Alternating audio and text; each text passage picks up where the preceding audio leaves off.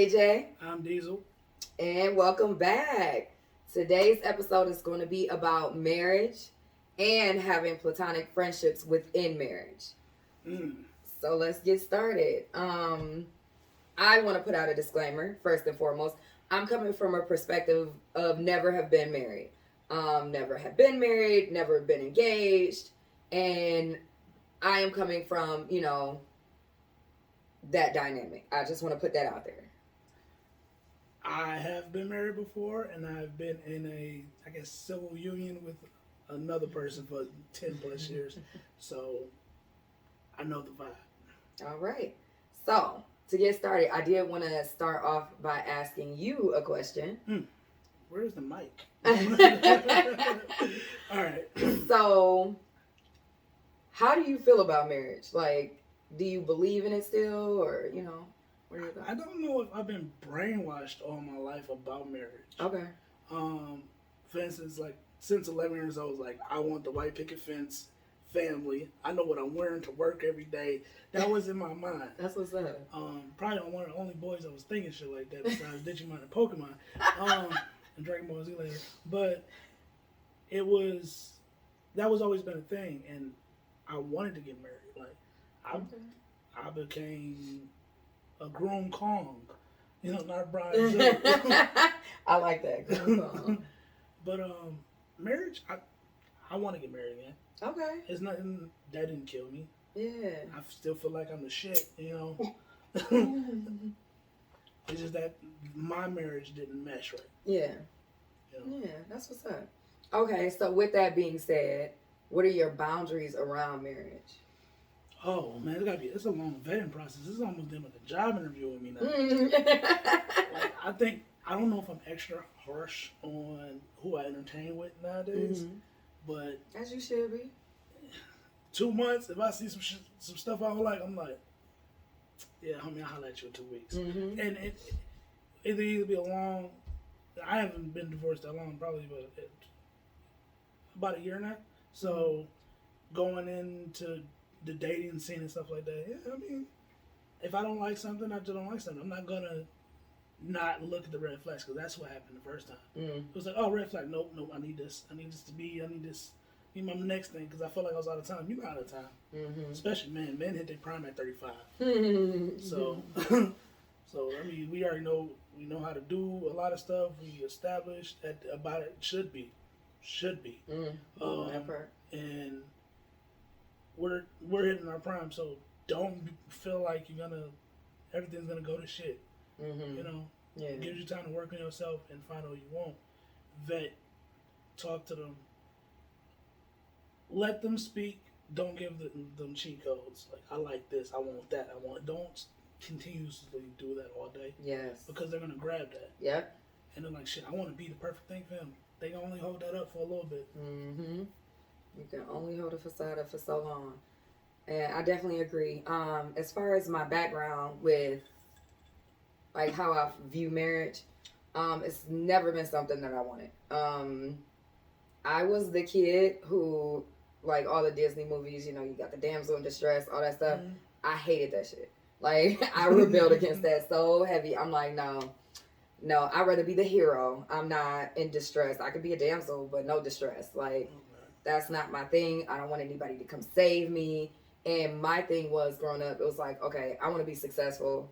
I want to be able to travel the world freely. And I want to be rich. And that was it. If I find somebody who I end up wanting to settle down with for the long term, cool. We can either get married or not. It's really whatever. But I've never been pressed. All right, so my thing with marriage is, like, looking at it, I was like, I think you should spend an egregious amount of money for the marriage license, because it's only $50. Yeah. And then, going through divorce, that's thousands of pounds. It can be thousands of dollars. It can be cheap, depending on the way y'all handle it.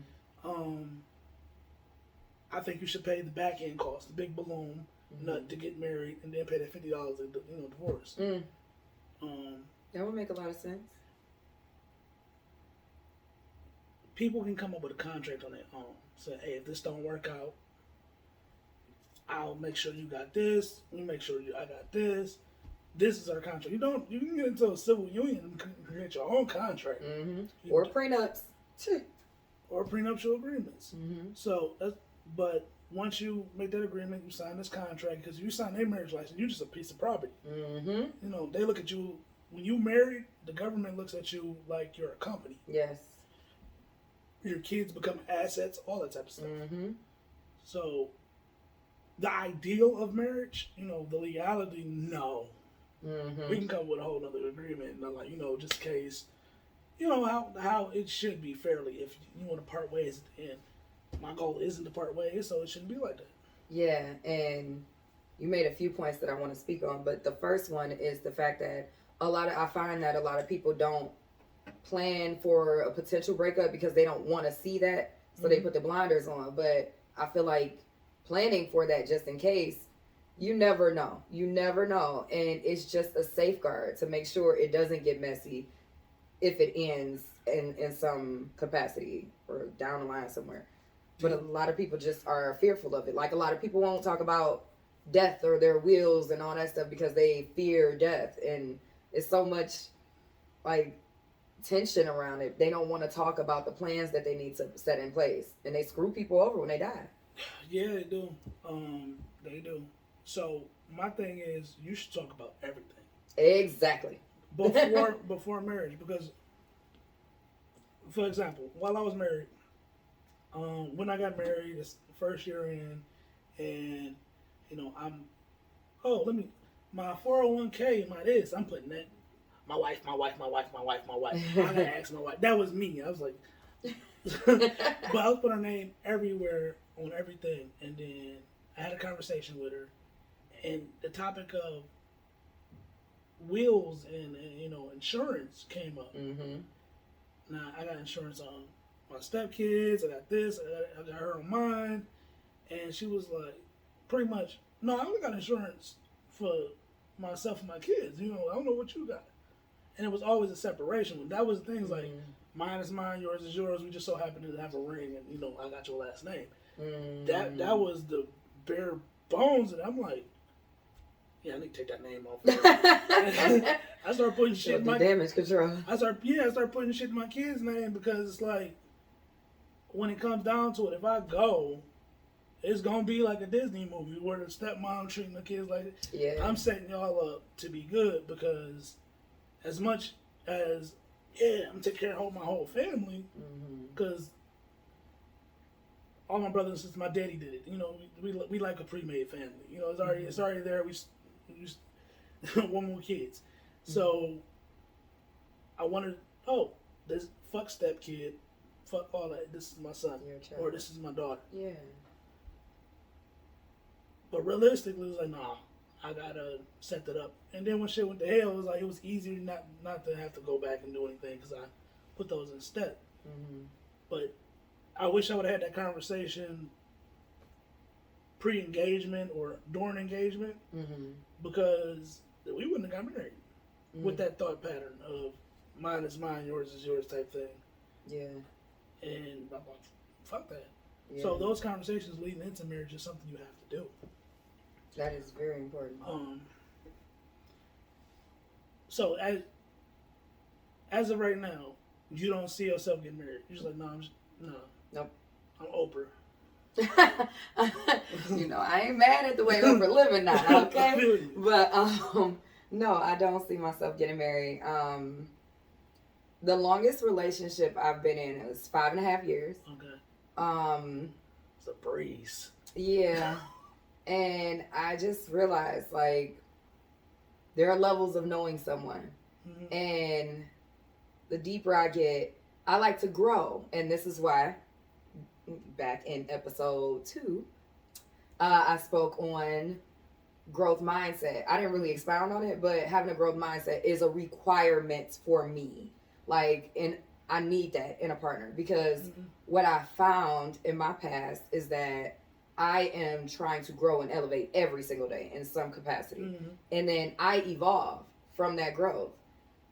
My partner may not be so growth oriented, and they don't evolve nearly as much. And I get everybody has their own evolution journey and everything like that. So I'm not knocking anybody's journey. However, if you're gonna be my partner and we're supposed to build this empire and all that stuff, I'm gonna need the pace to be picked up.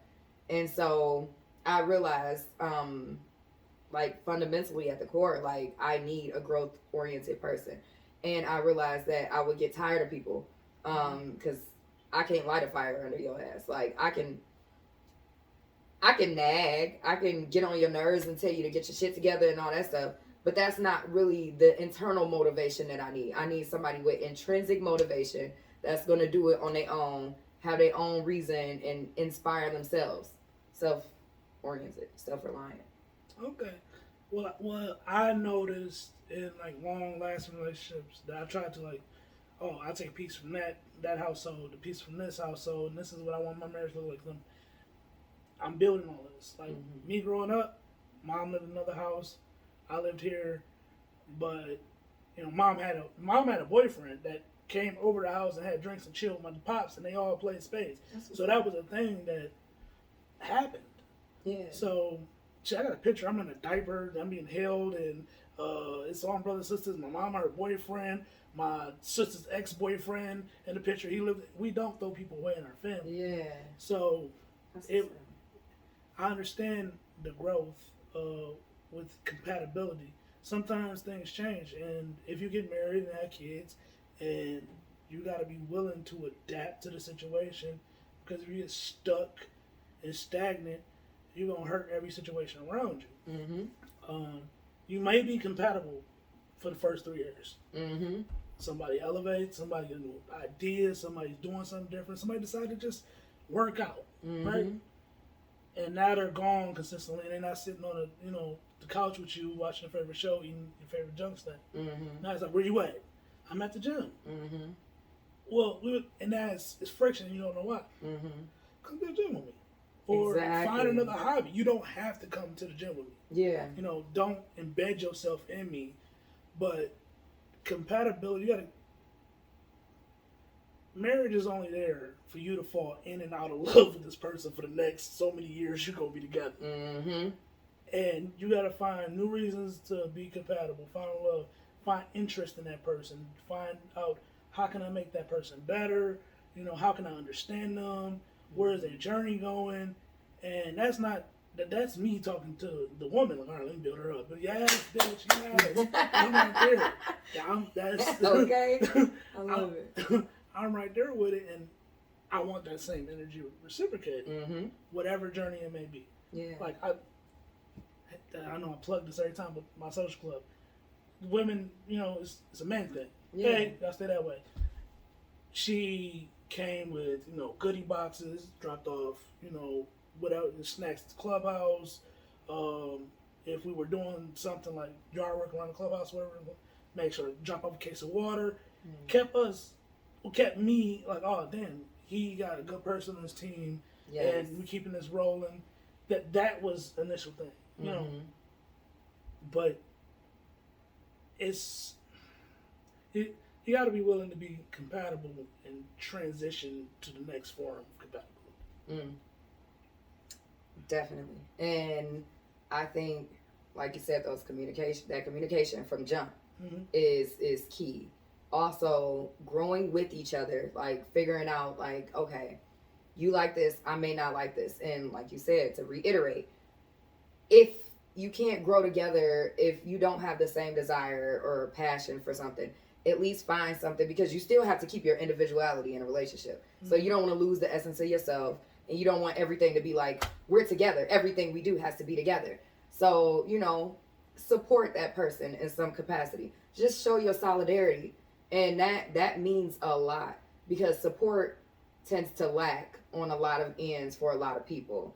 And I found that in my past situations where if I'm growing, okay, I may be like, I'm always heavy in the personal development. So if people don't necessarily love to read or listen to audiobooks, because I'm like, oh, I'm reading this book, I think it's dope. Here's this. I could go get a hardcover copy if you prefer hardcover, or I can send you the audio link. You can use my Audible, whatever. And they're like, okay, cool. And then 3 weeks later, it's like, did you check it out? Oh, nah. But then they watching all types of stuff and like rap battles and all that shit. And I'm just like, okay, but you said you wanted to grow. I've been in that boat before, though. However, when I start, like, if I were to start like an entrepreneurial journey or have something that I'm working on and there's no support on that end, like you don't even promote my stuff. You don't come in, you don't like my stuff. You don't like, then it feels like I'm by myself again. So it's like, I'd rather be by myself because what is this enterprise or this empire that we're building if I'm not receiving support? It's supposed to be reciprocal. So no. What happens when somebody has all the talent in the world and you're constantly pushing them and then they backlash at you? So with that being said, I know I see people for their potential. And I try to frequently take the temperature of the room. And I ask them like, okay, so what is it that you want to do? Like, and I just listen to them on what their goals are. And then, yeah, I hold them accountable to those goals. And if they seem to get irritated by me holding them accountable, I'm like, what's up? Did the goal change? Like, what's up? But I don't press people more than they want to be pressed. I try to read the room for the most part. Well, you told me about the story about how you got your podcast equipment, right? Mm-hmm. That was a bit of help, right? Oh yeah, that was support. Yeah. That was support. Yeah. All right. Say you was, if I want to do a podcast, I want a podcast, this and that, and you bring it. Mm-hmm. What that person brought it to you, Mm-hmm. and you never use it, open the box. How does that person feel? Like they don't want to support you anymore, or they may not take you as serious when you say you want to do something. Mm-hmm. So yeah, that damages the trust, the belief. You ever been in that boat?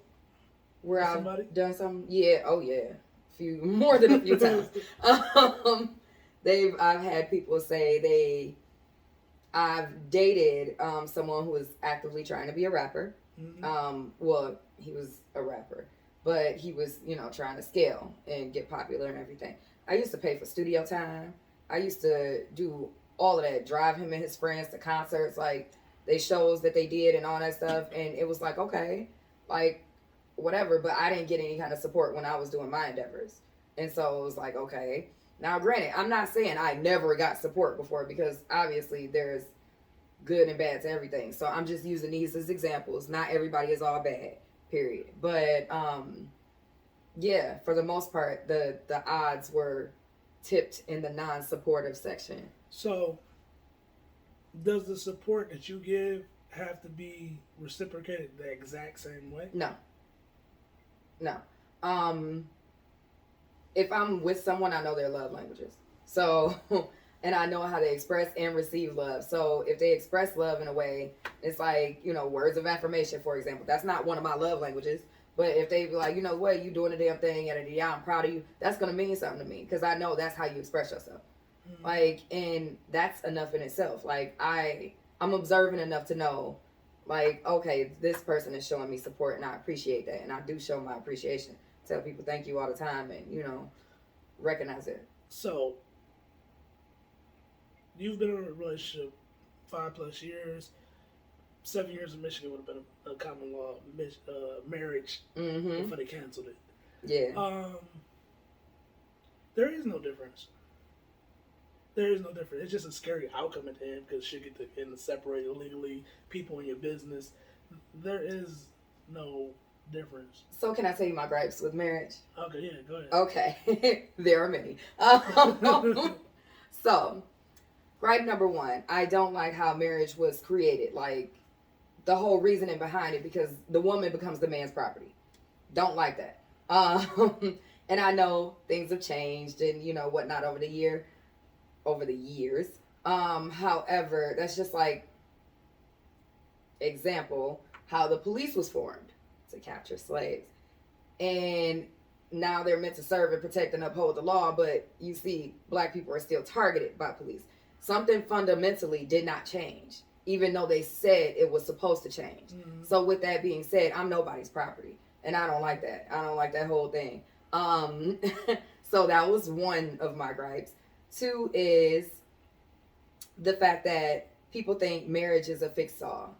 And even if you have issues, I'm going to you know, propose to you, we gonna fix it all and it's gonna be happily ever after. Happily ever after does not exist. It doesn't. And so people are like, well, you know, if you get married, you're better than now. Like, and it's like, no, people get divorced every day, B. Like, this is something that happens all the time. So just because I choose not to get married, don't demonize me or see me as lesser than, because what the fuck? People get married all the time and get divorced and they feel like failures or what have you and go through their things and potentially. But it's like, I was high key embarrassed. Really? Yeah. Wow.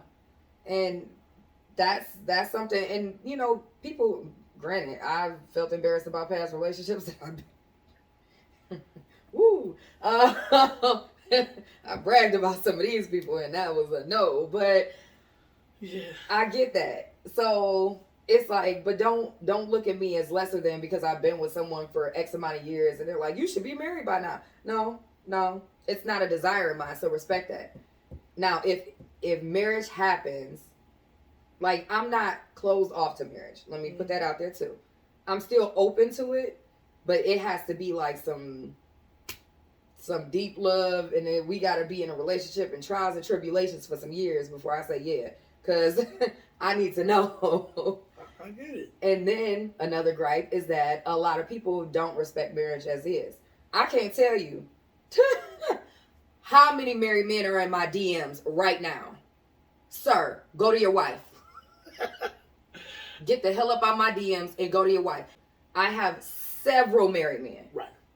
And it's like, now granted, married women be doing the same thing, but me as a woman, I ain't got women in my DMs hollering at me. So, for the most part. So, I see this from my perspective. And it's like, damn, do y'all even respect this little sacred sanctity that y'all are, you know, this promise before God that y'all made to each other? So what's the point? That's to each his own. Because Yeah. ain't not a fucking woman to this day from January 2016 to 2022 January can say I've been in that motherfucking DM. That's what's up. So that was my marriage stint. When I had a conversation, Stone Pond, I had a drink. I was in a bar. Ex-wife come in and scared the shit out of me. We drank for a minute, and then I'm asking like, "Cause I'm a little buzzed. What the fuck's going on?" And she was like, "Well, I think you should leave me alone and all that." I'm like, "I'll leave you alone, but I need one question. Have you been fucking anybody for the past 8 months? Like, while we've been, you know, separating, ready for this divorce, I'll leave you alone." And she was like, "Yeah." I'm disgusted. I left. New Year's Day came. I made a fucking date nap, and I went lonely. I'm like, I'm in these streets. Because my thing is, from that time frame, I was divorced. But a woman did hit me up with, I was like, I'm in the process of divorce. Like, the divorce decree was November. Okay. I started, you know, looking online around January, February. Oh, okay. You know, rebound season, you know, the failed cuffing season. So, ran into a woman, and we talking. I told her, you know, I'm in the process of divorce. Divorce papers was filed. Filed. Not signed, not done. It was filed in November. So, okay. We talk, mess around, and then she hits me up. I'm like, yeah, I gotta go to my court for my divorce. And she perceived that I was already happy. I'm like, no, I said I filed in November. But you should have. I'm like, I did. I told you what the fuck was going on. Is you have to ask the right questions, the right answer. I'm not. It's a timely process. Yeah. So she was like, "Well, I'm not gonna touch you until you're fully divorced." I'm like, "Okay, my bad. I thought I explained myself, you know, very clear."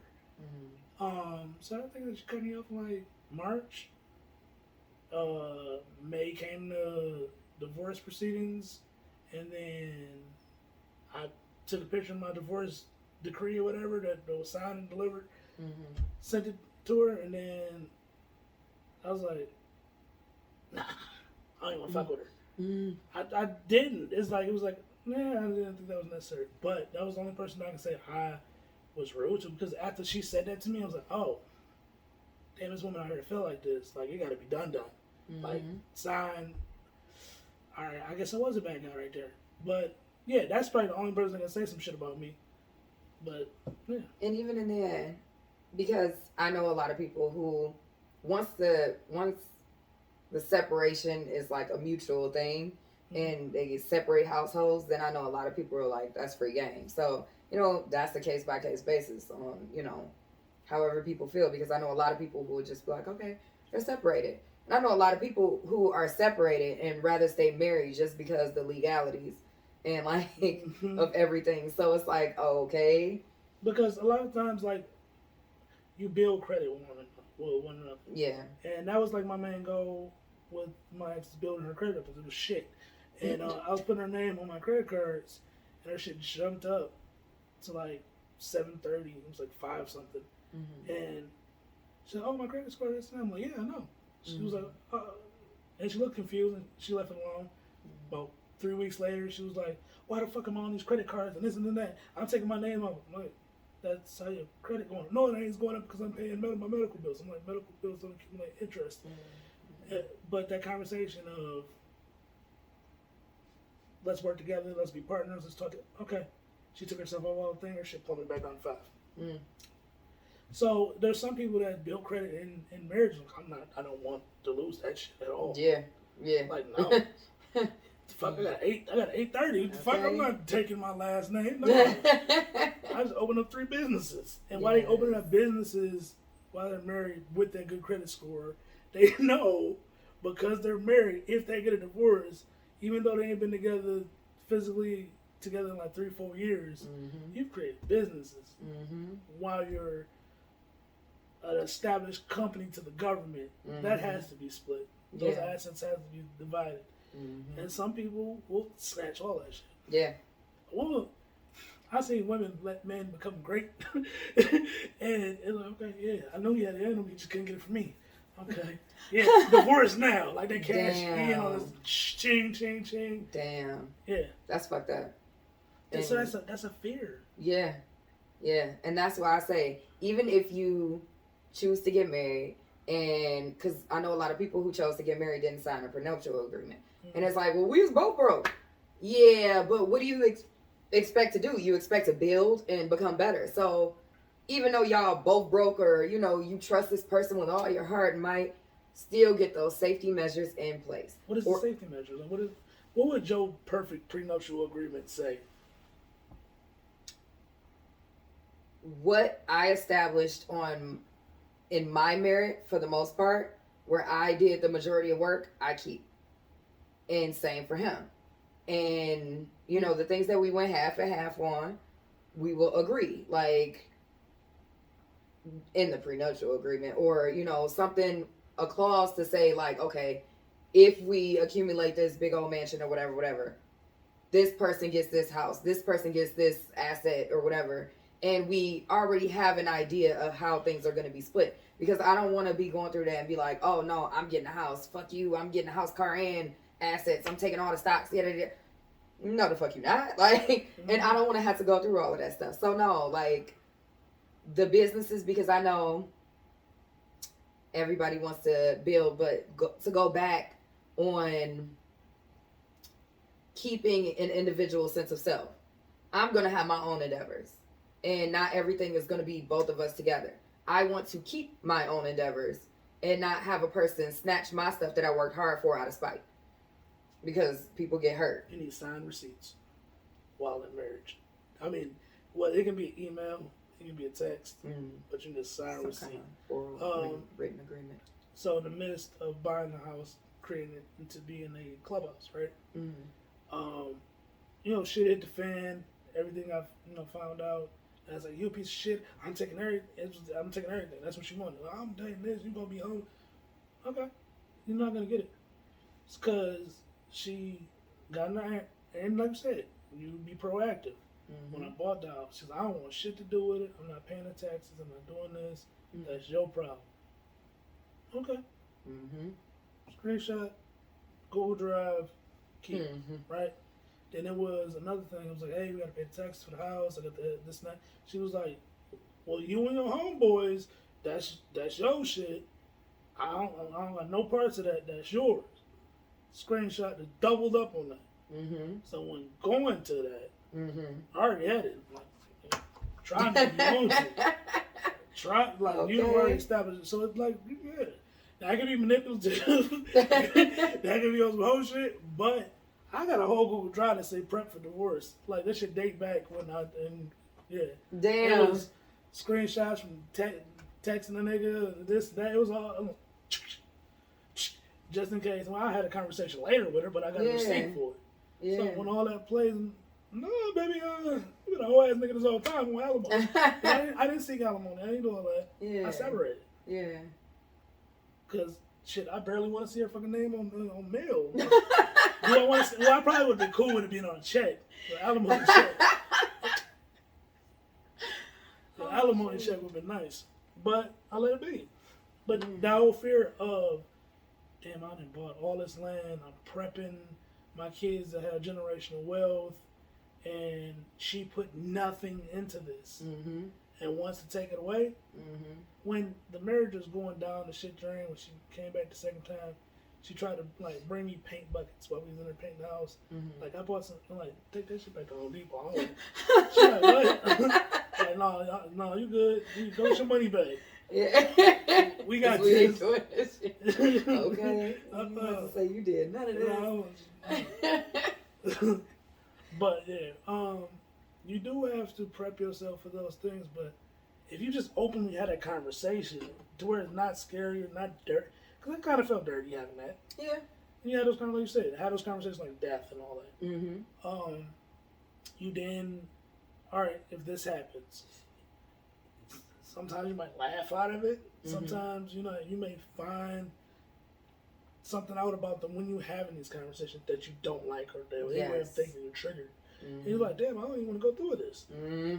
So I'm talking about the dirty, not dirty as like sexy questions, but the deepest, grimy ass questions, like, because you never know what somebody's gonna do. You gotta fuck around to find out. Yes. Because you don't know until you don't know. That's why a lot of men nowadays is like, I don't want to share my feelings with a woman because I don't know what she's gonna do. Not me. That's some bullshit.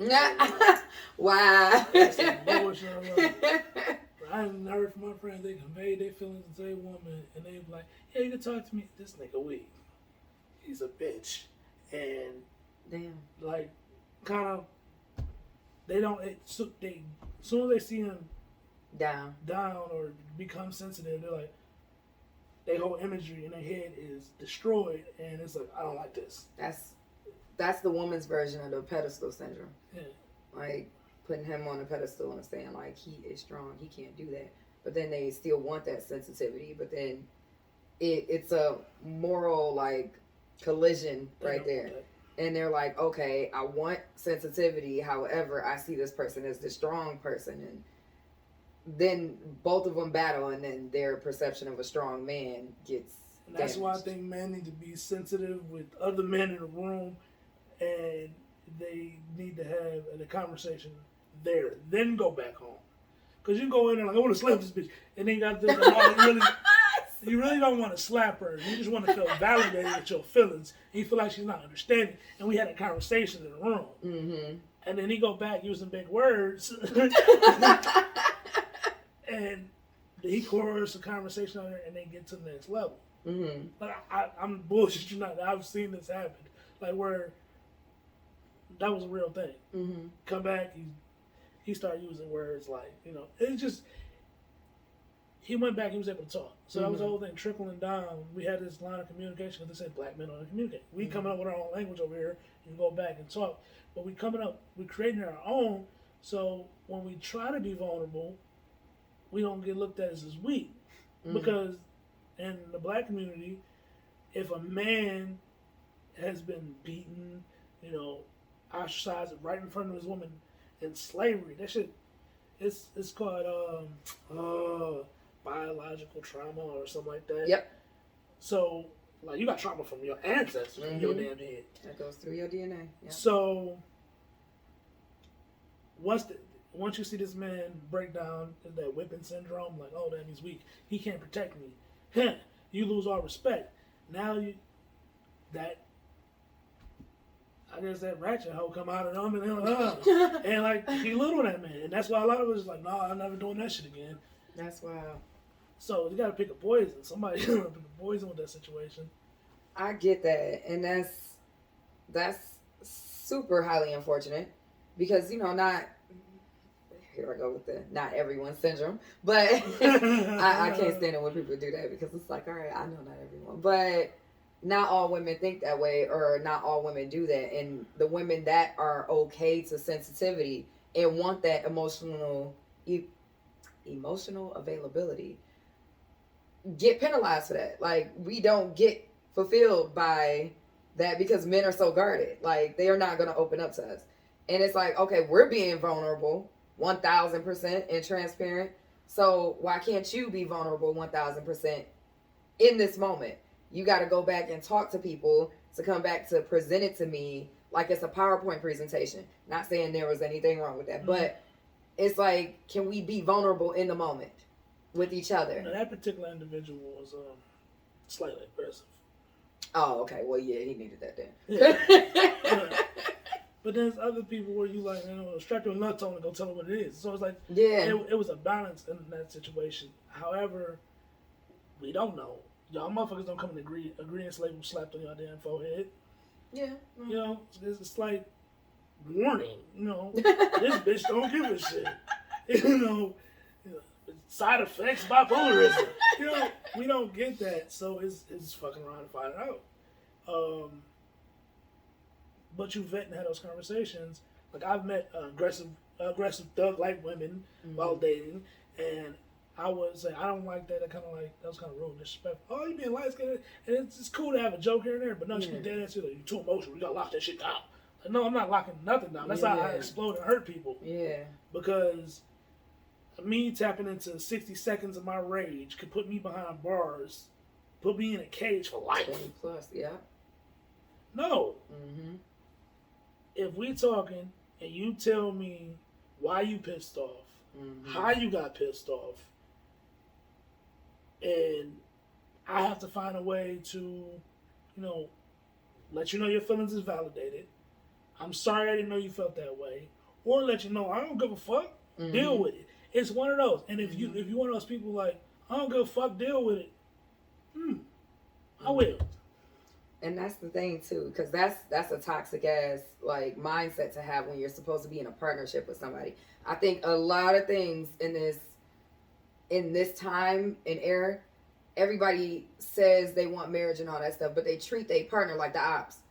And it's like, we supposed to be allies. We on the same team. So why are you treating me like the ops? Why am I treating you like the ops? Like, we're supposed to come together so we're stronger, and it's us against the world, not us against each other. In our house of serenity, supposedly. Like, no, because now it's a war zone. We don't get no peace. That's wild. Like, it is. It truly is. But people nowadays, they tend to bang and then bang in a relationship. And just because you agreed or perceive that y'all are fucking to get a good nut from each other, and that creates a whole relationship around it, and then you want to get to know what the fuck their favorite color is, or then you want to get to know what was their favorite action show when they was growing up. Did you play with My Little Pony, or was you a fucking Sailor Moon fan? That's ass backwards. Like, men, women lock up the coochie, lock up your wallet, lock up your zipper for the first 2 months, because, bro, you fucked the wrong chick. You knock her up. That's you for next 18. Yeah. Whether you're going to be in that child's life or not. 18 plus if you are in their life. No, it don't stop at 18. 20, yeah, if you're 18 plus, if you are in their life, and if they go to college, that's 20. That's up to 25, and you're still paying child support when they're 25 years old. Yep, because they're still independent. Yep. And then to fuck around and find out, if you have a son, that son knock up somebody when they're 14, you got to pay child support for them. In the state of Michigan. Yeah.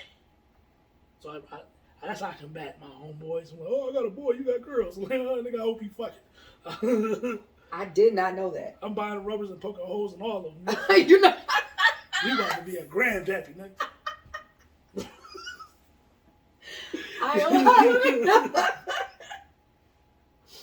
know. Okay. So to kind of segue into part 2 of this whole ordeal, how do you feel about your spouse having friends of the opposite sex? I ain't gonna lie. I don't like it. I don't. And because I was a fool in the beginning. Okay. 2 times over. With my kid's mom, with an ex, and it's like, oh, friends. No, they fucking. I don't play that best friend shit. It's to the point of I gotta hang out with that person too. We gotta be in a room kicking it. Yeah. And because if I build a relationship with them, like they meet me, and I plan on smashing chicken she had a man before, but you know, I would play like I'm gonna play best friend role until I get in good. Then I accidentally meet her nigga, and he cool. I'm like, oh my god, damn, this nigga cool. I can smash his chick.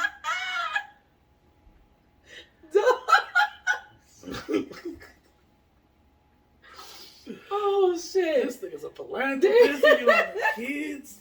This nigga had turkeys. Dog, I'm done. Okay. So I was in the hopes of if somebody met me, they'd be like, "Damn, man, this freckle face fucker's fucking awesome, man," and they won't try to smash my chick behind my back because it's not his fault. Definitely, I wouldn't say it's hers. Her loyalty should lie with me. Mm-hmm. You know, it should never be. Oh, I was weak and you weren't there, and you were always at work, and they were there. They called me pretty. You forgot to call me pretty one day, and then I just started to, you know, I'm not bullshitting. However, I was like, no female best friend, no opposite best friend. But then I fucked around and had a female friend, but I refused to call her my best friend. That's my homie. That's my friend. He's like, oh, who's it? That's my friend. Oh, your best? No, that's my friend. And she can't call me best friend. You know, the best thing, you can call me brother. You don't call me best. None of that shit. She fucked around and was the my groom's woman. Like, she even assumed everything in my shit. That's what's up. I hate that. I keep bringing all that marriage shit up. My wedding was dope. I need to have another one. I just want to have a gala. So good you had to do it twice. A gala. That's what I want. I want to be prom king. That's what I think I wanted. I think I just wanted to be prom king. That's hilarious. But I have a female best friend, but we're not always. I talk to her just as much as I talk to my male friends. You know, we hit stuff back and forth. We text, we talk. We used to work together. She's met my ex-wife. She came to stay the night. Like, my ex-wife was cool as fuck when it came to me having female friends or meeting new female friends. Because I met one female that was damn a carpenter, right? I paid her to make a dope-ass weed box that was like an ornament. It rolled around and had lights on this bitch. Hey, it was Wonder Woman. It had all types of trinkets in it. So, yeah, I was saying it can be cool, but you got to set up guidelines. That goes back to conversation. What I find is that a lot of, again, it's a case-by-case basis, but a lot of people make assumptions. And for me, my boundaries around that will be like, because I know I'm an entrepreneur. And so in being an entrepreneur, you network. Yeah. And so you never know who you're going to meet. But if I end up building a friendship with someone of the opposite sex, I'm going to introduce that person. And we're going to, it's like going to be an open line of communication. Because I would want my partner to vet that person anyway. Because men know what other men are about. They feel the vibe like, oh, no, that nigga like you. He just here because he want to fuck. Like, I mean, that could be the case. But still, with those situations, you still have to, like, you know, oh, I'm networking, I'm talking. There's no talking at the fucking midnight on the phone. Like, oh yeah, no, there are boundaries, hard boundaries. Say you sitting watching TV, and you do get a phone call, and oh, what up? Hey, Michelle, what's going on? Oh, kids, man. Oh, that's tripping. Oh, I would do X, Y, and Z. And then it's like, all right, it's kind of getting late. I hit me up in the morning. Before work. Cool, peace. But because you're setting a small, solid boundary, that nigga don't call me at a certain time. If a person, like I said, that friend came over to stay the night because they had to. Okay. Right?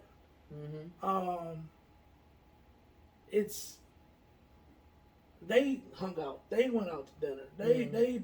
She made sure she vetted this chick too. Exactly. I know this nigga look good. I'm about to talk to you too. Little do a lot of men know. Women are generally more territorial than men. Like, we have a whole other field. It's a whole war zone on that end. I've seen that shit pop out on some women. Yeah. I don't like it. So, we're pretty good at vetting each other. I'm gonna just say that now. Is vetting a knife to your throat? Bitch, try something like that. No, but it's those tactful. Like, I haven't read The Art of War, but I bet you some of them tactics that was in there, we utilize on each other. I can almost guarantee it. So, because we have to know, like, how well do you know my partner? Do you guys have secret conversations? Because one thing I will say, platonic friends will help bring perspective and talk some sense into the opposite sex. So I would like for my spouse to have some women friends, platonic women friends that they haven't fucked before. But I don't think you should have friends that you fuck before. Yeah, no, not at all. Well, that's my homegirl. Y'all smash? No. All right, cool. That's my homegirl. Y'all smash? Yeah. That ain't your friend. Exactly. So I wanted to make that clear, but I feel like in those times, say me and him are at odds. He doesn't want to hear shit from me because he may be upset with me for whatever reason. And how I speak to him may not be how he needs to receive something. But his friend may be like, nigga, get your shit together. Like, this is why she feeling that way. Yada, yada. Could add some perspective and talk to him in his language that he needs to hear. Then he could come back to me like, okay, this is how I feel, blah, blah, blah. And we can resolve that. And usually I'm not the one to talk about outsourcing our problems to other people. But it happens. So if it's going to happen, talk some sense into the motherfucker. Like, and the same with me. That's why I need to be friends with your friends. Because I don't want you painting a fucked up picture. Yeah. Right? I'm glad that my friends were invited and to get vetted by her. Right? The ones that wanted to fuck me stayed and kept their distance. And I found that out later. Like, oh, you want to fuck me? Oh, I oblivious. Dumb. I didn't know you wanted to fuck me. I'm like, yeah, you went around, fucked around, and got married, and I had to be a friend. I'm like, oh shit, I ain't fucking not. Right. But anyway, but vetting and talking to those friends, cool. That way you know, like, damn, this is a person. It's not just the idea of them having a mate. It's, I don't know that nigga. I don't know that bit. Bam. But sometimes you get people in that circle like, I want to hit this. Yeah. Still. So, when do you as an individual, when they cut into you, like come on, man, like, let me do this. No, we ain't friends no more. Yeah, so for me, that has happened to me a few times in the past when I've been in long-term relationships. And I cut it off early beginning because it'll start with little slick comments like, damn, you wifed up now, like, and it's like, okay, so what does that change? How does that change our dynamic? Like, we're cool and whatnot. I bring my dude around, so what's the problem? So it's like, okay. So then I dig a little deeper and I'm like, all right, red flag number 1. Okay. And then it's like, what I really get into is when they like, oh, they'll say something like, oh, I don't think your man would like this. Or it'll be something like, oh, if he fuck up, yada, yada, yada. It's like, no, we not doing that shit. Cut this shit off right now. Like, good day and live your best life. What I've learned with my upfront platonic friends, I don't want to fuck them or be in a relationship with them. Because once you do open up that line of communication, they become comfortable with you. They tell you certain things, and you be like, "Oh, you ain't shit." For real. Oh my god. Yeah. One female friend, she got to telling me, and we just chopping it up, and it felt like she always wanted to say something to me, but it wouldn't come out. And then this other individual that we both knew what's all right. I put it this way: me and this other individual wanted to smash this one chick, but she was so fucking cool. She befriended us, and we was like, I don't want to ruin it. Right? We was both. That's like, what's up. Like, damn, she cool as fuck. I mean, came and got us out of bonds. But then that other friend, that other person, I wouldn't say we was friends, but we know each other, we cool with each other. If we together, she would bring up something about him, and I'm pretty sure she did stuff about me, and she confided in me like, yeah, we smash. That's my smashing partner. I'm like, so yo, dude is right. You ain't shit. Damn. He never played that shit with me because it was like I said, when I met him, damn, I said, cool. And I left it at that. Like, no, I'm not going to pursue this anymore. Yeah. And it was some speculation on that side, and it was some smashing going on. It was said to be after that situation, that her relationship was ended, and she said, fuck it, and I'm going to do it. And I'm like, no, nigga. Those speculations that men have intuition too. Very much so. And that should come. We know it's coming, and it's like, get the fuck away from that. And then a lot of women be combative on, no, it's my friend. But you don't understand why you want to be a friend. It's something deep down inside tingling your pussy about that individual. And you popped it open for the side nigga. And then I think another part on the other side was like, you picked that nigga to smash? Bitch. I wouldn't have smashed, but it was like, damn, I wasn't even on the radar, ho. But I'm still friends to this day, but it's like, I hooked that friend up with that female friend, up with a male friend before I knew that situation was going on. Calls me up, she's like, D, you got a male friend for me? Like, you got all these guys around you. I need a good guy. And I'm like, I only got one motherfucker that can fuck with you mentally. On the level you're at. Because she a go-getter, she busts her ass, she hard working. Yeah. And she can get sassy. I only got one individual who fuck with you. And it's highly enlightened, it's highly intelligent. I put them two in a room together. They met already just in coincidence. One coming over, both of them being over there.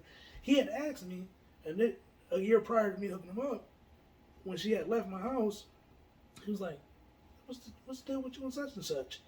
And I'm like, what the fuck you mean? That's the homie.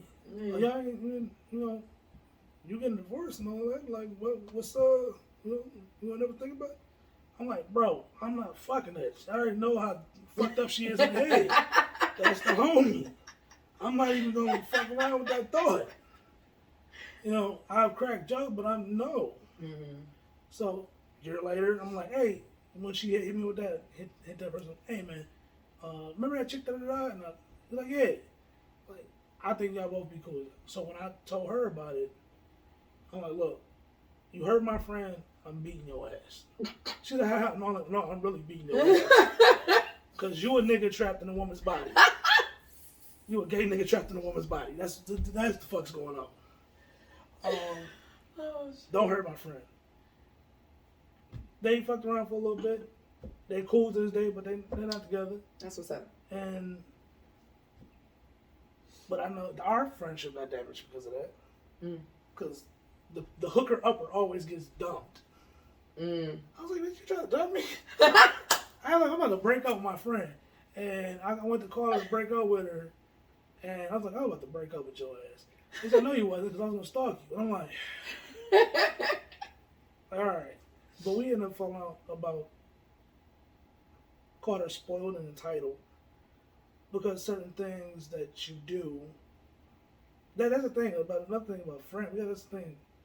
you got to be able to talk to your friends and be able to tell them they a piece of shit. Yeah, very much so. And if I can't talk to my female friend, like, hey, you a piece of shit, you ain't that. You ain't taking my advice, taking into consideration what I'm saying. Mm-hmm.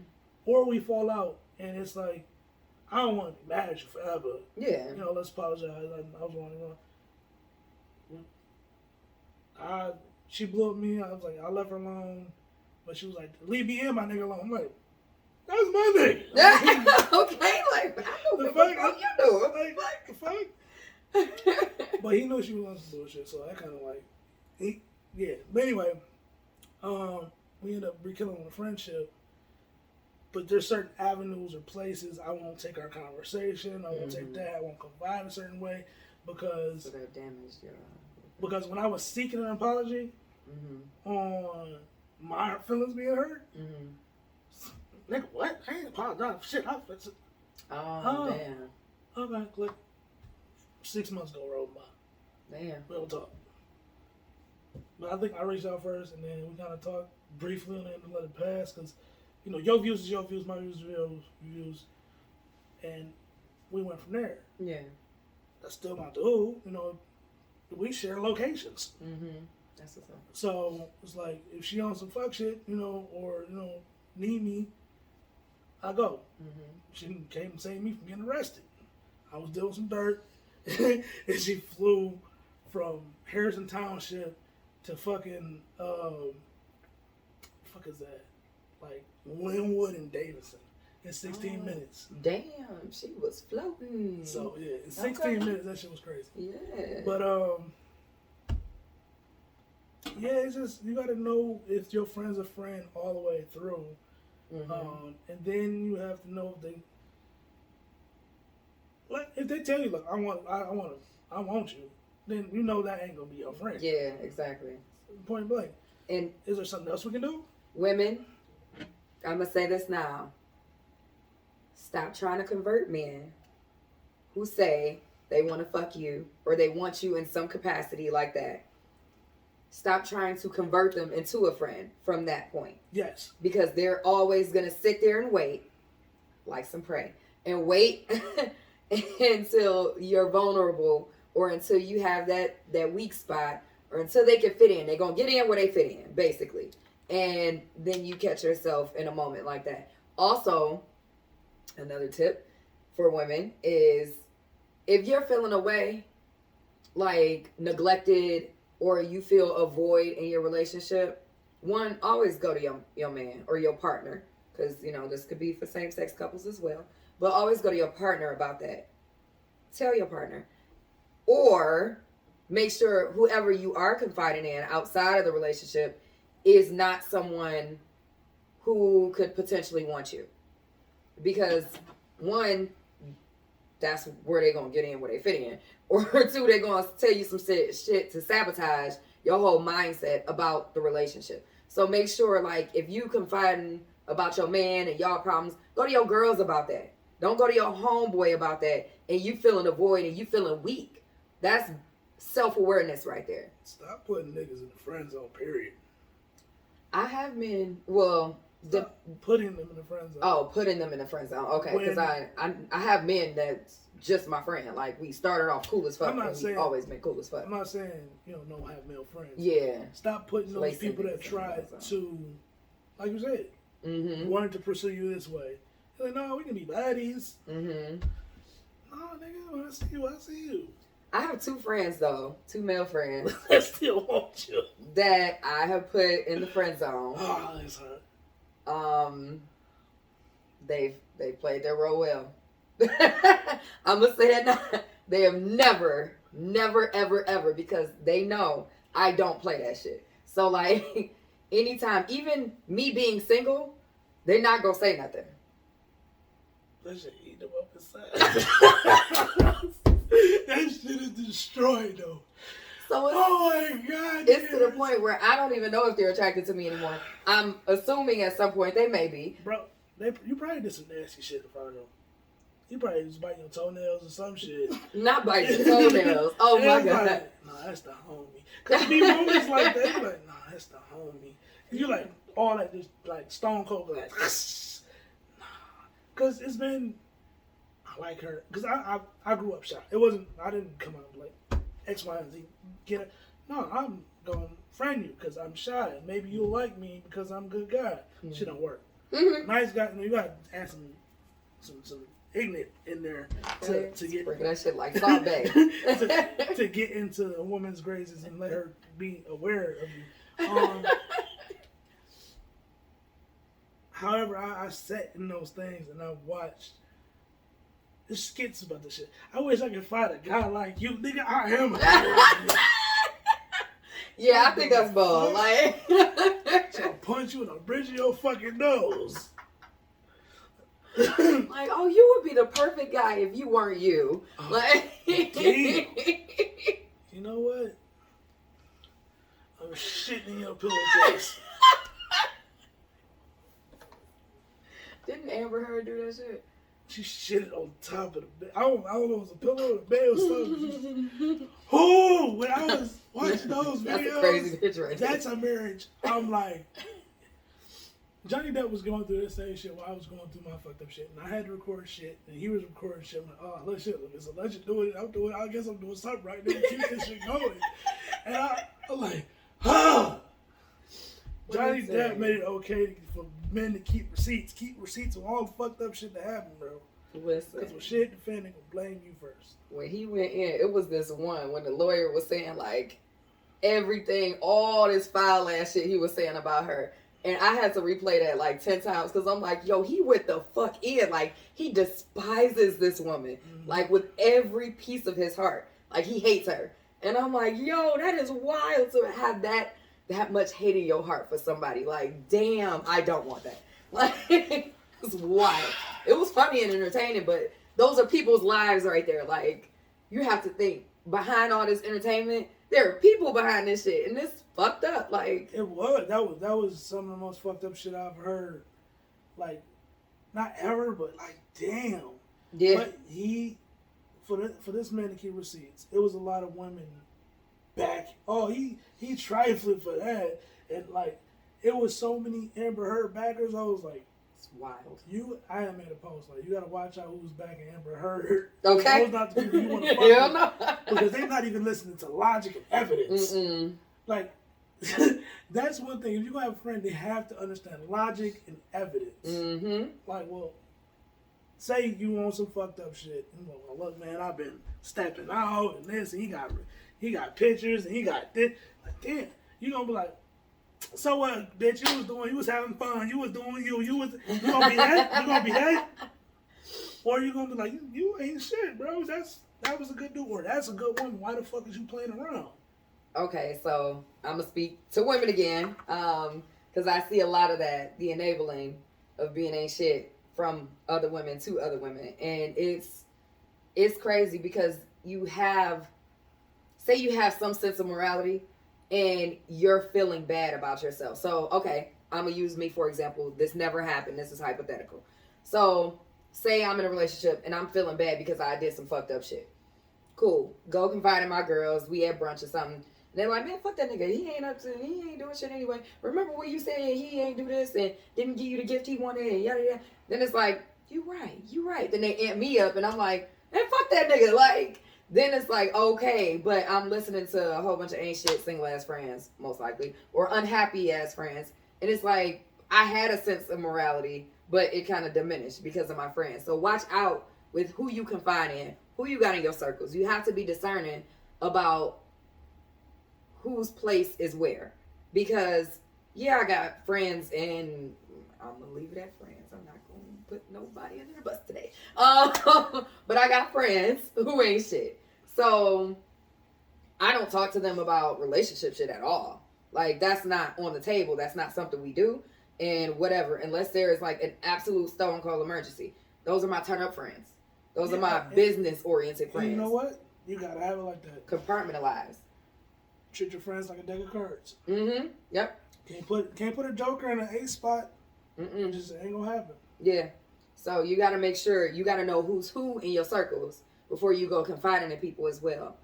And so if you're the ancient friend always, and then you come around and you try to do something, and they put you in a box, like, hey, no, I don't need you to be doing that. I want you to.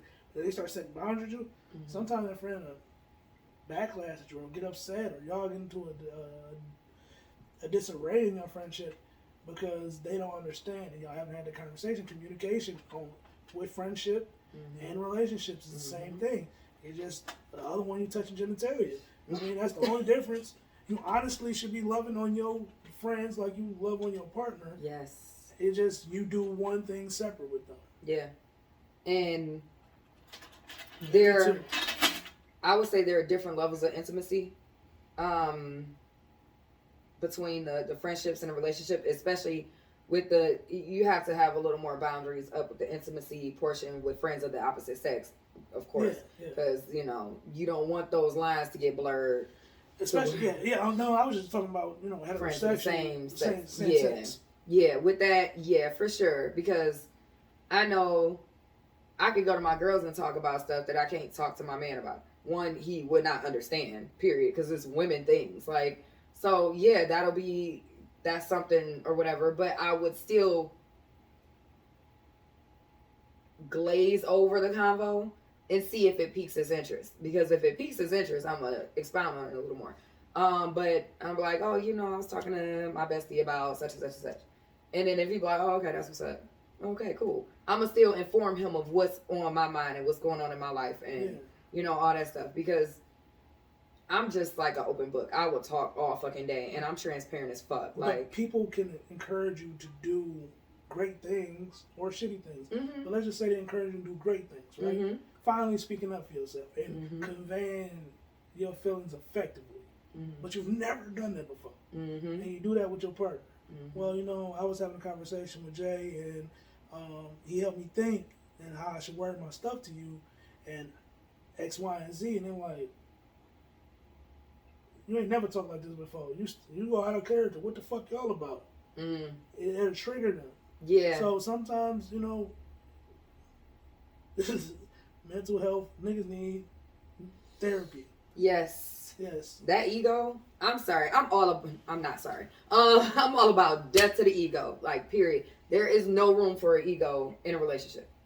You can be confident in a relationship. Yeah, that's different. You can have bravado in a relationship, but the ego is something that can be detrimental. Pride. Yes. It's pride. Yes. Because pride is dangerous. Yeah. And pride comes from ego. But one of the main things is, who you fucking with. Because when you come from poverty, pride is all the fuck you got. So that's why people die over pride. Yeah. And if they feel like they're prideful about their woman and they woman step out, or they're prideful about the men step out, they go Looney Tunes and their eyes cut them motherfucking deep. That's one of the main reasons why, like, in relationships, period, I will take loyalty over love any day. I will take love over respect. So it goes loyalty, respect, love. Fuck, we can learn to love each other later. Rich motherfuckers do it all the time. I'll learn to love you later. We together, we making money. Loyalty will have you making sure that we good in the house. I eat, you eat. You safe, I'm safe. You got a car, I got a car. That's loyalty. Love can make you kill me because I love you so much. I don't need you to be around nobody else. I love you so much. I don't want to see you prosper with anybody else. Fuck love. Respect. You can disrespect me and still be loyal to me at the same time. Ooh, I hate you light-skinned bitches, da-da-da. But, I work in 2 jobs. I ain't got no money this week. You packed me lunch on the car. Bitch, here's your lunch. You disrespected me, but you making sure I'm eating, I'm fueled up to go get this bread. Right? So, loyalty, respect, and love. Wow. That's interesting. I've never thought of the hierarchy, but I would most likely put love first. And this is just me thinking on the fly. I haven't, whatever. But I would put love first because, one, I found love is the key to my success in life. Like, just at our purest, we are love. So I need that. Like, I need that. And if that's not one of the top 2, I ain't for you. Like, so it's like, all right, loyalty it's either interchangeably 1 or 2. with love and loyalty, though. When love and loyalty work hand in hand, it's a great thing. Oh, yes, for sure. So, my BM, for instance, right? Mm-hmm. I know the other day I was sitting there at the table, I'm like, fuck you, but I love you. Thank you. Mm-hmm. Going through some hardships, you know, a couple months back, DD cut me the fuck out because they thought I was stealing lights and shit. But anyway, I had to stay the night where I was. It was starting to get cold and shit. And I'm like, it's cold as fucking house. Yeah, she's like, you can come over and crash on the couch. Mm-hmm. And she had a male best friend. Mm-hmm. Always been thinking they was fucking. Right? Always. Claim she not fucking. They sleep in the same bed together. Okay. I'm removed 8 years from her, right? Yeah. Me and him chopping it up. Mm-hmm. We cool. Mm-hmm. But yeah, we drinking or whatever. I go lay on the couch. I wake up, door wide open. She on one side of the bed. He on one side of the bed. I'm like, this ain't my problem. Yeah. But when it come down to it, even if they are fucking, mm-hmm. I'm sleeping on the couch. We drinking. She feeding me. Mm-hmm. Like I said with my mom. Like she had her fucking ex-husband and her new boyfriend in the same room taking pictures and shit. Yeah. My sister on some wild shit, dog. But now it's wild, same shit. Like she got her baby daddy and husband calling each other baby daddy. Well, she don't have them. They decided to do that shit later. So it was back in so my brother-in-law birthday. Well, they both my brother-in-law pretty much. Mm-hmm. My sister was with her baby daddy for like since it was 13 and 14. They separated when they were like 27. Okay. So that's a long ass time. Yeah. So, and family at that point. Yeah. So he became distance, ain't been around. So what was conveyed to me was when I was being an asshole, he stepped up, he married her, he raised my kids. I wasn't around like that. Mm. My kids going off to college, my kids doing this. Yes, nigga, that's my baby daddy. Mm-hmm. Cause like when he called him that, me and him was close. We grew up together. So mm-hmm. It was like my baby brother. It's like, yeah, that nigga, that's my baby daddy. This nigga, we about to drink tonight. We celebrating his birthday. That's what's up. And this was like tail end of like going into my divorce, and I'm just like, nigga, this could be. Cause she hated my BM. Mm. She hated my because it was the loyalty thing. Cause yeah. It was X, Y, and Z happening. I got you. X, Y, and Z. I got you. Mm-hmm. After we hated each other for like 2.5, 3 years. Yeah, it happens. But it ended up start rolling into something else. But yeah, like I've put furnace and hot water tank in the BM house. She didn't let me crash and stay. She didn't came and wanted to beat some bitches up for me. It was interchangeable. Yeah. But we grew up out the trenches together. Mm-hmm. You know, and I think that's a hardship make you closer, and loyalty comes from that. Yes. So some of your best relationships come from shit you working on or going through together. Primary school, middle school, high school, mm-hmm. college. Those people you've met, and you probably got friends from each grade level that you're still friends to this day. Yep. When you go to work, you've got work buddies that you became friends. Mm-hmm. Shit. Just whatever you do, it's something that you go through together to make y'all be that. Yeah, because honestly, relationships are shallow as fuck if you don't go through nothing. Yeah. You see how real a person is, and you guys can navigate shit together and understand each other on a deeper level and create that bond through some kind of struggle or trial or tribulation. You know what? In my marriage, I don't think I would be no trials and tribulations. It was like you fell in love and we were married quick as fuck. We were, engaged. It all happened so quick. Mm-hmm. But there were red flags going on, like bing, bing, bing, bing. And when shit hit the fan, mm-hmm. It was like some of the stuff was like, yeah, this and this is happening, this and this is going on. Be aware of it. Oh, I'm good. I got that. And then getting like, oh shit, this is real. Yeah, mm-hmm. This is the type of shit's going on. And they couldn't fathom. They couldn't gather themselves. Like, oh, you're not built like this. You told me you was a thug, but you're not. Yeah. And that was the triggers. Like, so when people was like, oh man, if you should know when you want to marry somebody in the first 6 months. Yeah, you should know. Mm-hmm. Like, oh, I want to marry that person. Don't do it for 5 years. Yeah. And live together for like 2. Mm-hmm. That way you know that person. Mm-hmm. If you was like, oh, we got married in 90 days. Mm-hmm. Well, y'all the best, mother. Mm-hmm. And there's the exceptions to the rules and all that stuff, and they just know, and it's love at first sight, and oh my God, and they're married 20 years later. That's cool. But with that being said, you do need to vet more. But that just triggered something else in me as well. You said it, but I want to reiterate the fact that long-term relationships, you have to learn that these are cycles. You can't just jump ship every time some shit go down. Because it's going to be, you're not going to be able to stand this person for a while. And it could be from like a couple days to a couple weeks, to maybe a couple months. You really don't like this person. But then you have to find it within yourself. It takes work. Relationships take work. It's a job. It is really like something that you have to put effort in. So don't think it's going to be easy and then you could just ghost this person and all this stuff like that. You need to go see a therapist. If you jump ship out of relationships and you just serial ghost people after investing so much time and energy and effort into a person, you need to see a therapist because you have to work through those trials. Nothing comes easy, especially nothing that's worth it. So stick that shit out. Not if that person is not compatible with you, cool. And if you realize that, leave. You don't have to waste time and be like, oh, 5 years, I knew back in year 1 that this was not going to work. You don't have to do that, but know that it takes work and effort and energy and real love and loyalty and commitment and dedication. Yeah, you're fucking right with that. Man, just flashbacking on certain shit. Just to go back to platonic friends. I don't know. It's a case by case situation.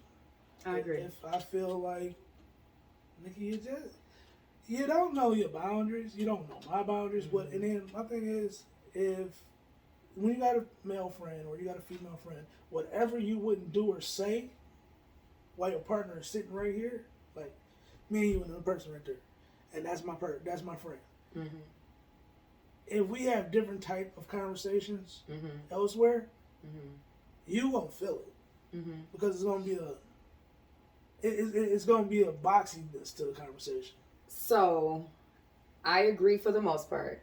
I feel like the part where I kind of disagree is that each person has a dynamic. Like, each relationship has a different dynamic. So the way we joke around about stuff may not be the way my partner and I joke around about stuff. So we may have inside jokes, but it's never at my partner's expense. I must be I ain't shit because I didn't see my friend get out the car, come from the gym. She was about 30 pounds heavier, lost weight. Got like, God damn, girl, you thick as fuck. You out here shimmering and shining like you dipped in butter. me and the ex-wife, we in the garden digging dirt and shit, planting flowers together. Yeah. I say this right in front of her. Yeah. I'm not gonna say this in front of. I have to say that same thing in front of her. Yeah. You know? Yeah. Because this is some shit I would say without her being there. Mm-hmm.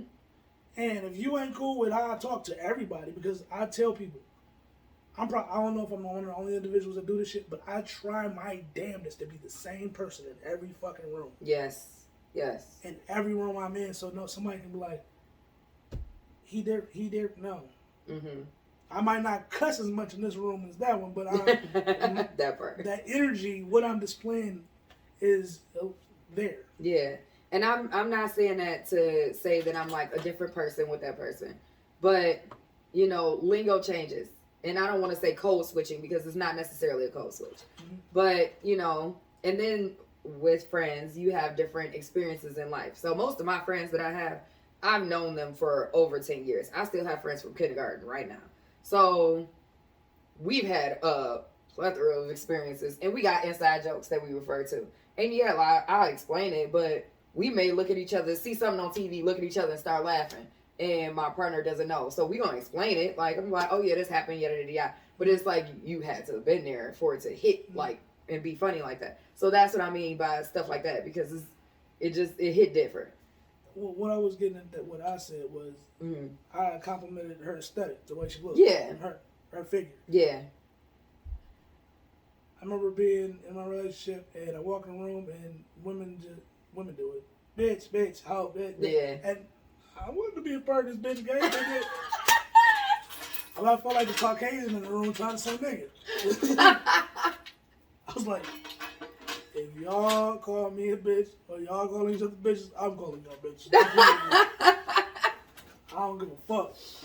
And like, if that's the case, don't none of y'all call me a nigga. I don't give a fuck. I'm black. No, don't call me a nigga at all. Because your nigga for me is different from the calling each other nigga. Don't do that. Have you ever had a platonic friend who accidentally was like girl or like called you homegirl? Because that's when you know you for real, like, because I do that a lot. You call me girl, I'm leaving. I'm leaving, bro. It slipped out so like unintentionally though, because I be in a moment like, yeah, girl. Bro, let me tell you something. I did not mean to call you that. It's just that's why I'm like, get your dumb ass in the friend zone. You in here, bitch. Take your Cyclops ass back to the basement. But see, like, my male friends already know. They already friends, so they just be like, all right, don't call me no girl. That's yours. Not down She here. got hot fast? Yeah. Not down here. Get the heat on. Oh, I keep my heat on, man. Oh. But yeah, so, let me see. I got notes, y'all. I always got notes, so don't judge me. Yeah, we basically covered everything that I had. Let me see if I got something on mine. Hopefully this phone don't die. So you have to learn. My thing is, with talking to anybody, you have to learn who the fuck you're talking to. Ask the right questions because you don't want to have this certainty on them, and then later down the line be embarrassed, whether friend or not, right? It was like, oh, celebrate my weight loss, bitch. I wanted to fuck you when you was fat. So. Another thing was learn about people, right? People change 4 times in their life, right? When they've been hurt enough, when they've been inspired enough to, when they learn enough that they won't, and when they receive enough they're able to. That's the only time people do. I mean, that's when they usually change. There's special cases like you're over here like a fucking Digimon Pokemon, always trying to evolve. But being aware of that situation, you know, it could be those conversations come in the room and you just want to talk to your person, right? You want to talk. You don't want a response. You don't want them to tell you right, you wrong. You just want to listen to hear. But men tend to come off as fixers, doers, solution based, you know, and that can be irritable to a woman. I think I learned that way too late in my situation, but I'm carrying that into my next situation, right? Grasp onto certain signs. Don't be like, I know what I'm doing. Because people can get stagnated in who they are and don't want to evolve. I learned to interact with multiple different personalities and characters in the room while still being my genuine self. Yeah. So know who you're talking to and know that change is inevitable. And compatibility will change because you have to dial in when they dial in. Yep. And I'm not saying chase them. Yeah, no. But understand them is enough. Because you can still be your own individual. That's important. And when shit does fall apart and crumble, right? You're like, I gotta get back to me. I gotta get back to myself. No. Don't fucking do that. You gotta be better. Than that last person. Because obviously they was dumb as fuck. They didn't know how you going back to that. No. So you know who that person was. Learn who you need to be today. Yep. And learn if you do want love, not want love, want to be married, not want to be married. Learn to vocally say that shit and don't wither or change or blow with the wind when a new special person comes in the room, i.e. marriage, and be like, I'm going to be what they want. No. Because there's another motherfucker that looks just like that person. So,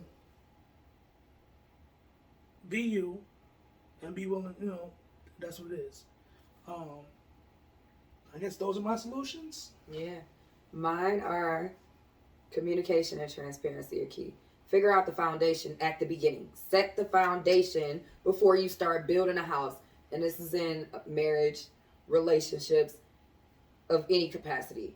Relationships in love and relationships is in friendships.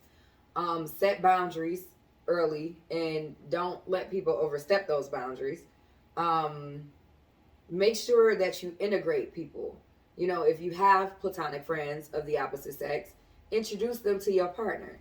You know, everybody's not gonna be best of friends and everything, but as long as your partner knows who it is, you know, I'll give them security and show that you're trustworthy, because that's what y'all are in a relationship for anyway. Basically, it's communication. Show them you're trustworthy. Integrate everybody. Be your true self. Authenticity is key. And don't be afraid to start over when dating. It's not end all. Like, I would like to say I was fucking destroyed. And like I said earlier, I was embarrassed. I wasn't destroyed at, you know, I was more so embarrassed. I didn't want people to know shit was wrong, shit was bad, that person was evil, or I was evil, whatever. I didn't, because I was like, oh, this is perfect over here. And they was like, oh, no, it's not. Look at this shit crumble. Damn. Because now it makes you hardened to do that shit for the next person. Don't be hardened. Because I tell you, my next one, look at this. I'm still going to be the same. Look at this. This is shiny. You know, if anybody ever seen that Looney Tune with the pit bull and the little kitten and shit, he just kept going everywhere showing the kitten. Yes. That's me when I and I want to feel like that. But I know I got to pick the right kittens, I guess. Yep. Pace yourself. Be calm. You fine as fuck. And you can do it. And then if not, they got a lot of pocket pussies and roses and shit that keep you, you know, mentally ready. And then they got a lot of stuff on YouTube you can do, like painting and stuff, and keep your time in. Okay, y'all better look into sexual transmutation and turn that all pent up sexual energy into something creative. Yes. You know, that's real. And don't let lust rule you. And